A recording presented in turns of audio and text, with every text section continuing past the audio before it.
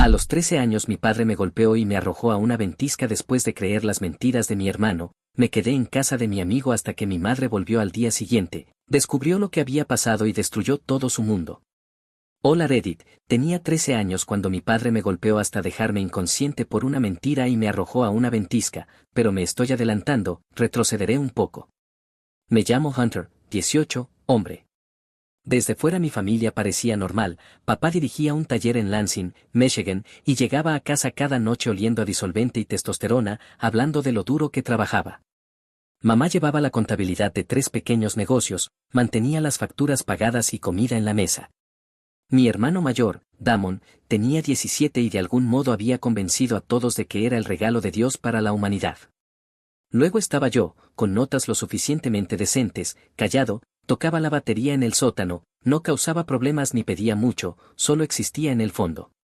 Damon y yo solíamos llevarnos bien cuando éramos más jóvenes, íbamos en bicicleta a la gasolinera por granizados, jugábamos videojuegos, cosas normales de hermanos. Pero cuando entré a la secundaria él descubrió su talento especial, podía mentirle a la cara a papá y ser creído cada vez. Empezó de forma pequeña, desaparecieron $20 de la cartera de papá, Damon dijo que me había visto cerca de su dormitorio, me castigaron 2 semanas. Un abollón en la camioneta de papá, Damon juró que me vio lanzar una pelota cerca de la entrada, otro mes sin mi teléfono. El patrón era tan obvio que empecé a escribirlo en una libreta que guardaba bajo el colchón. Las cosas empeoraron cuando Damon se dio cuenta de que podía salirse con la suya en todo, raspó su nombre en la pared del sótano con un destornillador y le dijo a papá que había sido yo, intentando ser gracioso. Pasé 3 fines de semana repintando todo el sótano como castigo. Rompió la laptop de mamá derramando refresco sobre ella, dijo que me vio usándola sin permiso, perdí los privilegios de computadora durante 6 meses, y así sucesivamente. Y cada vez que intentaba defenderme, me gritaban, no me creían. Yo documentaba todo, fechas, qué pasó, qué castigo recibí. Para cuando cumplí 13 tenía 42 entradas, 42 veces que Damon me había echado la culpa y había salido limpio. ¿Dejé de defenderme? ¿Para qué? Papá ya había decidido que yo era el inútil que necesitaba corrección constante. Mamá lo veía, a veces la veía observando cuando papá explotaba conmigo por algo que Damon me había culpado. Ella tenía esa mirada como si quisiera decir algo pero no podía, o tal vez tenía miedo, de cualquier manera luego me decía que lo dejara pasar, que fuera la persona más madura, que no causara problemas. Así que soporté cada acusación, cada castigo, cada vez que Damon me sonreía con burla desde el otro lado de la habitación mientras papá me destrozaba. Papá siempre había sido brusco, me empujaba contra las paredes cuando estaba enojado, me agarraba por la nuca lo bastante fuerte para dejar marcas, se me acercaba a la cara y gritaba hasta escupir. Mamá le decía que se calmara, pero nunca lo detenía realmente. Y Damon aprendió del mejor, me empujaba cuando papá no miraba, sabiendo que yo no iba a devolver el golpe porque entonces yo sería el que estaría en problemas por empezar algo. La semana en que todo explotó comenzó a mediados de diciembre, ese invierno brutal de Michigan donde oscurece a las 4 de la tarde y el frío atraviesa los huesos. La escuela era lo que fuera, yo estaba aprendiendo una pieza complicada de batería para el concierto de invierno, pasando la mayor parte del tiempo practicando en el sótano. Damon había estado actuando extraño toda la semana, más reservado de lo normal, cerrando su puerta constantemente, borrando su teléfono cada 5 minutos. Supuse que estaba vendiendo algo o escondiendo alguna chica, no me importaba. Mamá había conducido 4 horas al norte hasta Grand Rapids el domingo anterior, su madre, mi abuela Sofía, tenía neumonía y no estaba bien, el médico dijo que era serio dada su edad y otros problemas de salud. Mamá planeaba quedarse toda la semana, tal vez más. Había dejado el congelador lleno, instrucciones escritas, y le dijo a papá que mantuviera todo en orden mientras ella estaba fuera. Eso me dejó solo con papá y Damon durante 7 días. La casa se sentía más tensa sin mamá, papá estaba estresado por el taller, un trabajo de seguro había salido mal y temía no cobrar, lo que significaba que llegaba a casa enfadado cada noche buscando dónde descargarlo. Yo me hacía invisible, cenaba rápido, hacía la tarea en el sótano, evitaba su camino. Entonces llegó la noche del jueves. Llegué de la escuela a las 3:45, dejé mi mochila junto a las escaleras, tomé unas galletas y bajé directamente al sótano. Tenía unas 2 horas antes de que papá volviera y planeaba usarlas todas practicando. Llevaba como 30 minutos cuando escuché la camioneta de papá en la entrada, demasiado temprano. Luego escuché mi nombre, no llamado, sino rugido, con un volumen que te aprieta el pecho.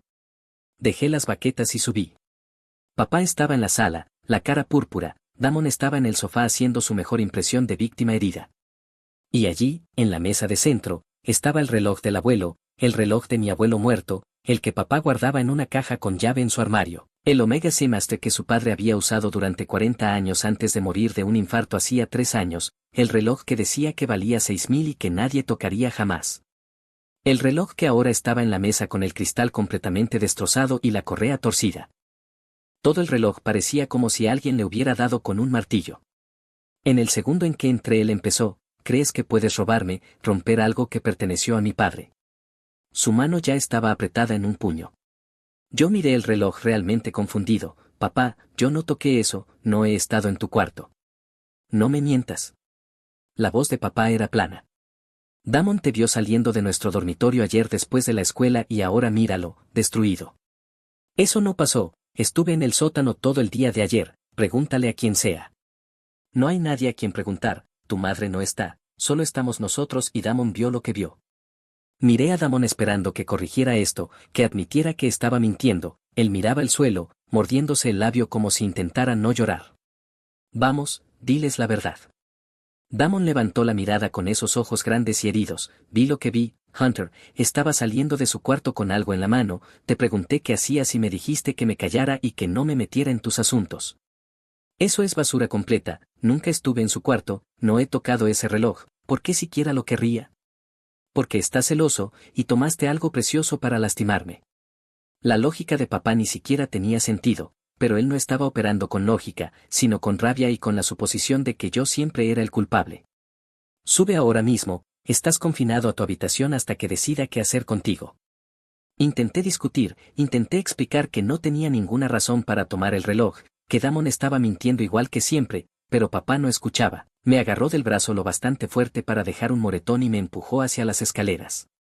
Pasé el jueves por la noche sentado en mi cama intentando averiguar cómo Damon había logrado esto. El reloj había estado en el closet cerrado con llave de papá, lo que significaba que él había forzado la cerradura o robado la llave, lo había tomado, lo había destrozado y luego me había tendido la trampa, y papá lo creyó sin cuestionarlo.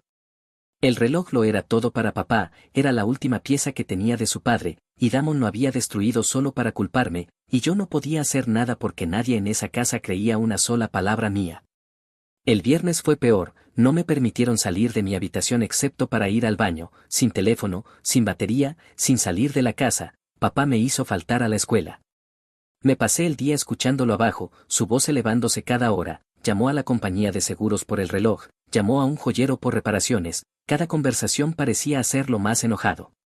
Damon interpretó su papel perfectamente, lo escuchaba abajo siendo el hijo servicial, ofreciéndose a preparar el almuerzo, preguntando si podía hacer algo. Papá se lo tragó, le dijo que estaba agradecido de tener al menos un hijo en quien podía confiar.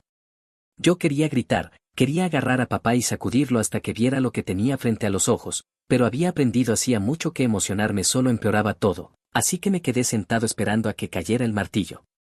El sábado por la tarde estaba acostado en mi cama cuando escuché la voz de papá afuera de mi cuarto: baja ahora mismo. Fui a la cocina, él estaba allí con Damon. Llamé a tu madre, le dije lo que hiciste, ¿sabes qué dijo? No respondí. Dijo que no hay forma de que tú hagas algo así, dijo que Damon debe estar mintiendo. Pausó, dejando eso en el aire.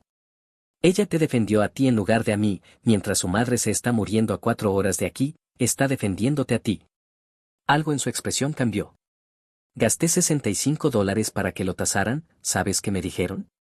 Que está perdido, no tiene arreglo, $6.000 de valor sentimental, desaparecidos. Su voz bajó. El joyero dijo que alguien le dio con un martillo, múltiples golpes, deliberado, dijo que quien lo hizo quería destruirlo. Yo no lo hice. Papá se movió rápido, me agarró de la camisa por el frente y me estampó contra el refrigerador con tanta fuerza que mi cabeza rebotó en el metal. No te atrevas a mentirme en la cara. Damon estaba allí mirando, ni siquiera pretendía estar molesto. El agarre de papá se hizo más fuerte. Vas a pagarme hasta el último centavo, no me importa cuánto tiempo te lleve, vas a trabajar, me vas a entregar cada dólar que ganes y tal vez en 10 años habrás aprendido la lección. No puedo pagar por algo que no rompí. Respuesta equivocada. Lo que pasó después está algo borroso. El primer golpe de papá me dio en la cara, con la mano abierta, lo bastante fuerte para que mis oídos zumbasen. Probé cobre. Intenté mantenerme de pie, pero mis piernas no cooperaban, mi visión se volvió borrosa, el suelo de la cocina subió rápido, luego él estaba sobre mí con los puños, ya no bofetadas, el primero me dio en las costillas. Algo crujió, no podía respirar, el segundo golpe me dio en el estómago, el tercero volvió a mi cara. Me acurruqué, traté de proteger mi cabeza, inútil, me agarró del cabello, me levantó jalándolo, desgarrando las raíces, y me lanzó contra los gabinetes, la manija me golpeó la columna, más golpes, perdí la cuenta, mi boca se llenó de sangre, tragué algo, escupí el resto, uno de mis dientes estaba flojo. Papá respiraba fuerte, gruñendo con cada golpe como si estuviera haciendo ejercicio. Dejé de intentar protegerme y simplemente me quedé inmóvil. Damon seguía allí mirando, sacó su teléfono por un segundo y pensé que estaba grabando, luego papá me golpeó otra vez y todo se torció. No sé cuánto duró. Podrían haber sido 30 segundos o 5 minutos, todo se mezcló. Cuando papá finalmente dio un paso atrás, yo estaba en el suelo intentando recordar cómo se respiraba, cada inhalación se sentía como cuchillos en mis costillas. Fuera. La voz de papá era fría, ahora controlada. Fuera de mi casa. Logré incorporarme, mi cara ardía, había sangre en mi camisa, mis costillas gritaban cada vez que respiraba. ¿Me oíste? Fuera. Está nevando, dije, como si eso importara. Deberías haber pensado en eso antes de destruir el reloj de mi padre. Ya no eres bienvenido aquí. Toma lo que puedas cargar y vete. Miré a Damon, estaba sonriendo. Entonces me levanté usando la encimera, todo dolía, pero nada parecía roto, pequeños milagros. Papá me siguió arriba a mi cuarto y se quedó en la puerta mientras yo metía cosas en mi mochila, algo de ropa, el cargador del teléfono, el cuaderno donde documentaba todas las mentiras de Damon.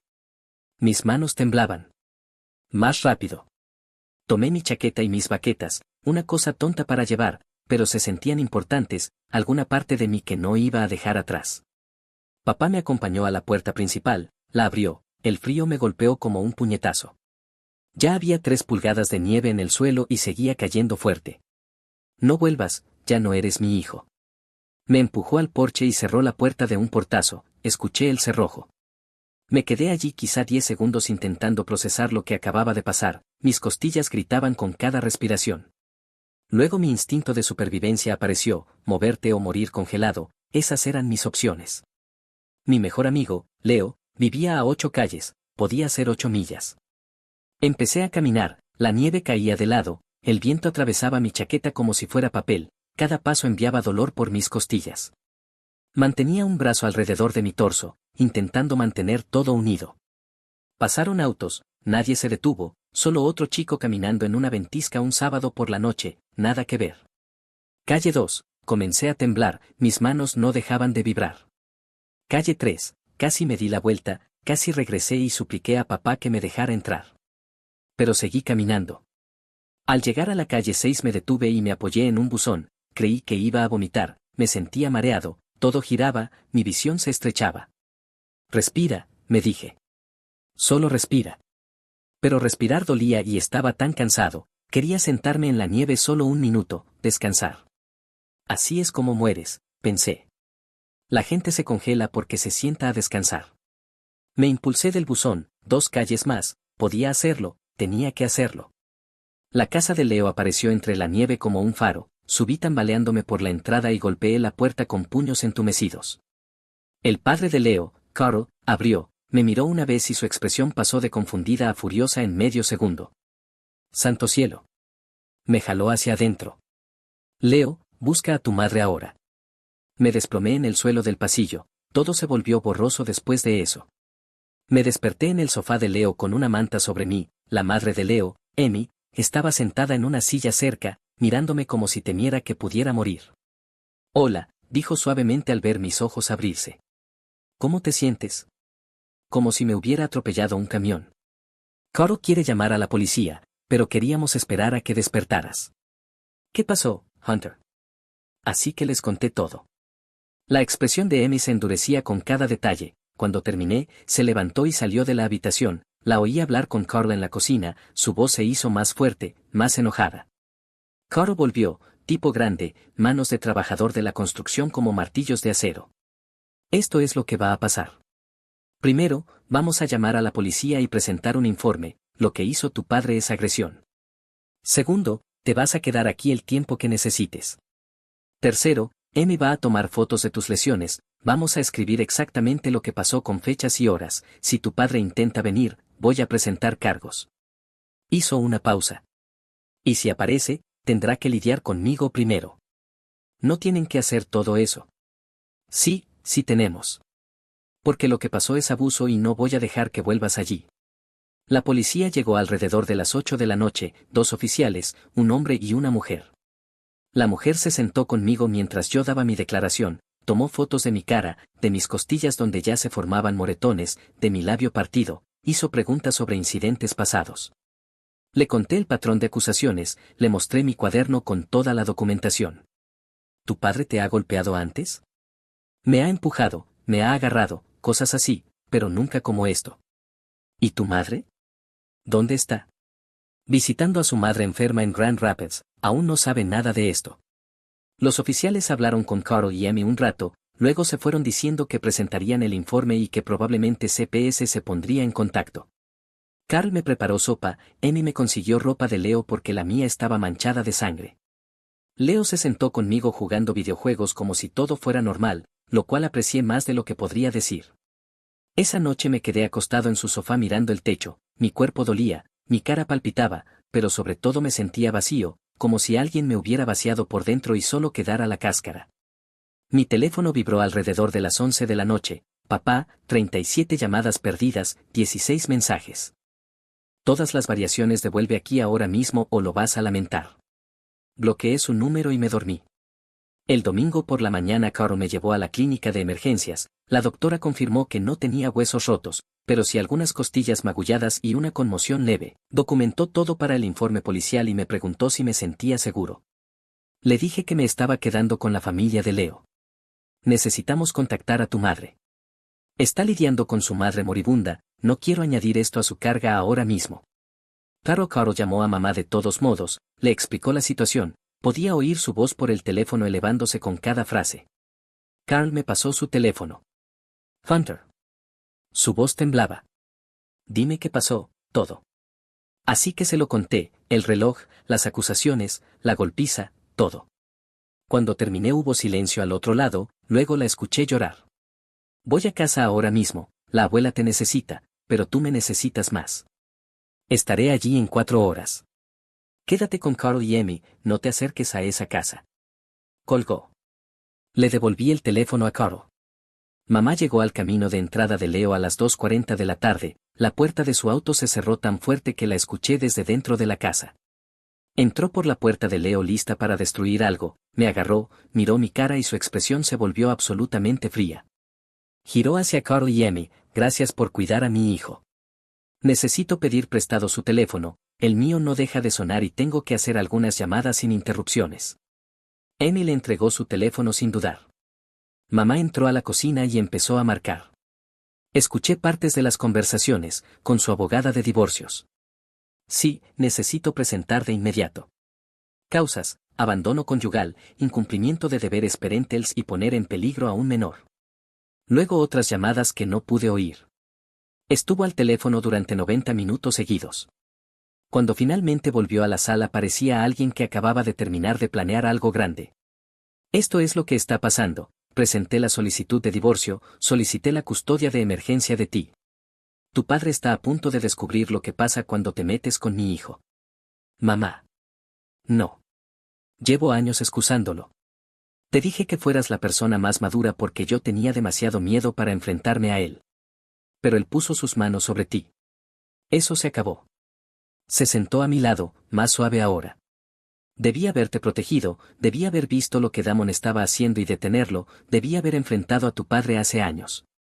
Lo siento, Hunter, pero te prometo que voy a arreglar esto. ¿Y la abuela? Mi hermana está con ella, está estable por ahora, pero tú eres mi prioridad, siempre has sido mi prioridad incluso cuando no lo demostré bien. La semana siguiente fue caótica, caos puro y organizado dirigido por mi madre, que resultó ser mucho más aterradora de lo que jamás imaginé. Se mudó a un hotel conmigo, ni siquiera volvió a la casa, simplemente nos registró en un Holiday Inn y empezó a hacer llamadas. Su abogada era una mujer llamada Ruth, que parecía la dulce abuela de alguien, pero hablaba como una jefa de la mafia. Ella guió a mamá por cada paso para desmantelar por completo la vida de papá. Lo primero fue la audiencia de custodia de emergencia. Estuvimos frente a un juez el miércoles siguiente, 4 días después del incidente. El informe policial ayudó, la documentación médica ayudó, mi cuaderno documentando años de las mentiras de Damon y las reacciones de papá ayudó. El juez miró las fotos de mi cara y otorgó a mamá la custodia temporal total en el acto. Papá ni siquiera se presentó. Luego vino la división de bienes. Michigan es un estado de divorcio sin culpa, pero el abuso infantil cambia las cosas. Ruth presentó mociones por todo, la casa, los autos, las cuentas bancarias, el fondo de retiro de papá, todo. Fue implacable. Mamá me mostró los números una noche en la habitación del hotel. Tu padre y yo construimos esa vida juntos, yo trabajé tantas horas como él, y él usó nuestros bienes compartidos para sostener una casa donde mi hijo fue abusado. Así que sí, me llevo la mitad de todo, y la casa, y la custodia principal. ¿Y Damon? Tiene 17, es lo bastante mayor para elegir. Si quiere quedarse con tu padre, eso es cosa suya, pero no va a acercarse a ti otra vez. El proceso legal avanzó tan rápido como la ley de Michigan lo permitía. Ruth presionó para audiencias aceleradas debido a la documentación de violencia doméstica. En 2 semanas había órdenes temporales congelando cuentas conjuntas y evitando que papá vendiera o transfiriera bienes. La casa no podía venderse ni refinanciarse sin ambas firmas, pero mamá tenía uso exclusivo mientras el divorcio estuviera pendiente. Ruth había preparado todo como un ataque militar, cada cuenta, cada activo, cada propiedad compartida, todo documentado, congelado o bajo órdenes temporales antes de que papá siquiera entendiera lo que ocurría. 3 semanas después del incidente, mamá condujo hasta la casa durante el día, cuando sabía que papá estaría en el trabajo, y me dijo que esperara en el auto. Vi por el parabrisas cómo abrió la puerta, entró y salió 20 minutos después con 3 bolsas de basura llenas de mis cosas, ropa, mi batería, mis libros, todo lo que había dejado atrás. La camioneta de papá no estaba en la entrada, ni siquiera tuvo que enfrentarlo. No vamos a volver allí. Voy a encontrarnos un apartamento, algo pequeño. Vamos a empezar de cero. ¿Y papá y Damon? Ellos se las arreglarán, ya terminé de proteger a personas que lastiman a mi hijo. El nuevo apartamento era silencioso, limpio, seguro, tenía mi propia habitación, mi propio espacio. Nadie irrumpiendo para acusarme de cosas que no había hecho. Mamá trabajaba desde casa la mayoría de los días ahora, vigilándome mientras sanaba, los moretones se desvanecieron, las costillas dejaron de doler, pero no podía dejar de pensar en Damon. Él destruyó el reloj del abuelo, me incriminó, miró cómo papá me golpeaba hasta dejarme ensangrentado, sonrió mientras me echaban a una ventisca, y él seguía en esa casa viviendo su vida, probablemente diciéndole a todos que yo era el problema. Leo vino un sábado de enero, estábamos en mi habitación jugando videojuegos cuando lo mencioné. Necesito ocuparme de Damon. Puso pausa al juego. ¿Qué quieres decir? Quiero decir que necesita enfrentar consecuencias, no solo que yo me haya ido, no solo que mamá se divorcie de papá. ¿Qué estás pensando? Saqué mi cuaderno, el que tenía toda mi documentación. Aún tengo todo esto, ¿y si hay más? ¿Y si está haciendo lo mismo en la escuela? Leo puso una cara como si recordara algo. Hermano, ¿sabes cómo las notas de Damon siempre son perfectas? Sí, cuadro de honor cada semestre, aunque nunca lo veo estudiar. Empecé a preguntar con cuidado, encontré chicos en la preparatoria que conocían a Damon, empecé a oír cosas, como Damon siempre parecía saber cuándo venían los exámenes, como sus notas eran extrañamente consistentes, como había ofrecido ayudar a algunos a subir calificaciones a cambio de dinero. Luego tuve un golpe de suerte, la prima mayor de Leo, Lana, era junior en la preparatoria, había visto a Damon en el laboratorio de computación durante los periodos libres, siempre en la misma terminal en la esquina del fondo, siempre borrando el historial cuando se iba. Necesitaba pruebas, de las que no pudieran explicarse. Lana aceptó ayudar, también había notado el patrón y pensaba que Damon era sospechoso. Lo planeamos para un martes por la tarde, Lana iría al laboratorio durante el mismo periodo libre que Damon, se colocaría en una computadora frente a él con el teléfono escondido en un libro grabando. El primer intento falló, Damon no apareció. El segundo apareció, pero no usó el portal de calificaciones. La tercera fue la vencida, el video que obtuvo era perfecto, 8 minutos de Damon iniciando sesión en el portal de calificaciones usando credenciales de administrador, navegando a su propio expediente, cambiando una B en química por una A menos, alterando registros de asistencia para eliminar 3 ausencias, ajustando el cálculo de su GPA, todo capturado en cámara con las marcas de tiempo del reloj de la computadora visibles en el encuadre. Pero yo quería más, un video podía explicarse, necesitaba un patrón. Así que creé un correo falso usando una cuenta desechable. Contacté a Damon fingiendo ser un estudiante de segundo año llamado Josh que había oído que él podía ayudar con las notas. Respondió en una hora. Intercambiamos correos durante una semana, explicó sus tarifas, $75 por cambio de nota, 150 por algo grande como añadir actividades extracurriculares o corregir registros de asistencia. Incluso envió capturas de pantalla de su trabajo, antes y después de expedientes que había modificado, testimonios de clientes satisfechos. El tipo tenía un negocio real. Guardé todo, creé carpetas organizadas por fecha, crucé sus cambios con los registros oficiales de la escuela usando información que Lana sacó, construí una línea de tiempo mostrando que había accedido al sistema 49 veces en 7 meses, cambiado sus propias notas en 8 clases, ayudado a 6 estudiantes, añadido 2 actividades extracurriculares que no existían. Lana también fotografió la terminal. Consiguió imágenes de la parte posterior del escritorio donde Damon siempre se sentaba. Leo me ayudó a crear una hoja de cálculo mapeando cada cambio con las fechas cuando Lana lo había visto en el laboratorio. Era demoledor, innegable. La escuela tenía una ceremonia de premios en febrero, honores académicos, premios de carácter, todo para verse bien en solicitudes universitarias. Damon iba a recibir 3 premios, asistencia perfecta, excelencia académica y liderazgo entre pares. Esa era mi fecha límite, 14 de febrero, día de San Valentín. Momento perfecto. La ceremonia era en el gimnasio, padres en las gradas, estudiantes alineados en sillas en el piso. Yo me senté atrás con mamá, observando a Damon codearse con todos, se veía confiado. Papá estaba en primera fila radiante, lo había perdido todo pero aún tenía a su hijo de oro. Eso estaba por cambiar.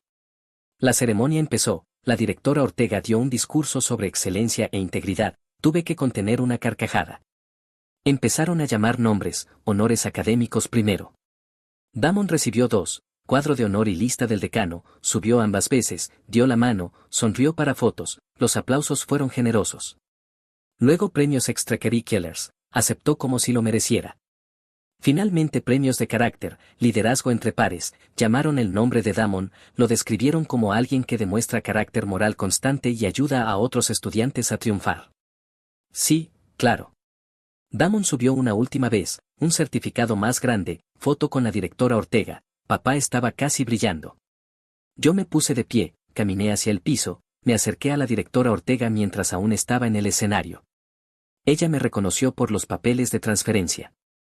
Hunter, ¿verdad? ¿En qué puedo ayudarte? Tengo algo que necesita ver de inmediato sobre fraude académico y acceso no autorizado a sistemas de la escuela. El gimnasio se volvió más silencioso, la cara de Damon se puso blanca. Saqué una memoria USB. Todo está aquí, evidencia en video, correos electrónicos, capturas de pantalla, marcas de tiempo, 7 meses de manipulación de notas y acceso al sistema documentados. La directora Ortega tomó la USB. Su expresión cambió de confusión a alarma. ¿Qué exactamente estás alegando? Que Damon Parker ha estado accediendo al portal de calificaciones usando credenciales de administrador robadas, que ha alterado sus propios registros 49 veces, que ha cambiado notas para 6 estudiantes a cambio de dinero, que fabricó actividades extracurriculares que no existen. El gimnasio estalló, padres hablando, estudiantes susurrando, papá se levantó listo para cometer violencia, mamá se interpuso suavemente entre nosotros. También quiero solicitar que seguridad del campus revise las computadoras del laboratorio. Creo que encontrarán evidencia de acceso no autorizado en la terminal 7, las fechas y horas están documentadas en la USB. Saqué una segunda USB. Esta tiene un análisis detallado, cruzando las veces que mi testigo lo vio en el laboratorio con el video y los cambios de notas. Todo coincide. La directora Ortega sostuvo la USB como si fuera a explotar. Necesito revisar esto de inmediato. Miró a Damon. Necesito que vengas conmigo ahora. La boca de Damon se abrió, pero no salió nada. Papá empezó a avanzar hacia el escenario, pero 2 guardias aparecieron de la nada. Mamá había llamado antes para advertir que podía haber un altercado. Señor Parker, debe permanecer sentado. Esto es un asunto escolar. Ese es mi hijo. Y está siendo llamado a la oficina de la directora, se le notificará. Escoltaron a Damon por una puerta lateral, la directora Ortega lo siguió. La ceremonia quedó en ruinas, padres exigiendo explicaciones, estudiantes grabando, maestros intentando restaurar el orden. Volví al asiento junto a mamá, ella sonreía. Las consecuencias fueron espectaculares. La directora Ortega revisó la evidencia esa noche con el director de TI del distrito y el superintendente, confirmaron todo. Para medianoche habían convocado una reunión de emergencia de la junta escolar para la mañana siguiente. La prima de Leo me mantenía actualizado por mensajes. Damon fue suspendido inmediatamente mientras se investigaba. Los 6 estudiantes a los que ayudó fueron llamados a declarar, 2 confesaron al instante, arrojándolo bajo el autobús para salvarse. 3 intentaron mentir pero la evidencia era irrefutable, uno incluso agradeció a la administración por atraparlos antes de enviar solicitudes universitarias.